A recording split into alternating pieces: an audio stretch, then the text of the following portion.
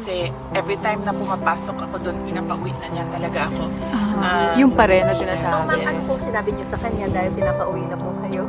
Paulit-ulit kasi siya. Kung ilan, you may have to ask Attorney Kaufman. Bakit po hindi kasama si Atty. Roque? Well, because hindi pa kasi na-establish kung ano yung basis ng pag-stay niya dito sa Netherlands. And we don't want complications pa. Gusto namin nakatutok talaga yung lawyers doon sa kaso. And right now, I heard applying for asylum, and he publicly announced that already. So we want him to focus on his asylum, and then we want our lawyers to focus on his. Yun po hindi nagamit yung basis din to be able to get that asylum. So we can defend. Well, that is a matter that he has to discuss with former President Duterte.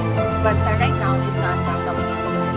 Kasi every time na pumapasok ako doon, pinapauwi na niya talaga ako. Yung pa rin na So sinasabi. ma'am, ano pong sinabi niyo sa kanya dahil pinapauwi na po kayo? Paulit-ulit kasi siya. Kung ilan, you may have to ask Attorney Kaufman. Bakit po hindi kasama si Atty. Roque? Well, because hindi pa kasi na-establish kung ano yung basis ng pag-stay niya dito sa Netherlands. And we don't want complications pa. Gusto namin nakatutok talaga yung lawyers doon sa kaso. And right now, I heard applying for asylum, and he publicly announced that already.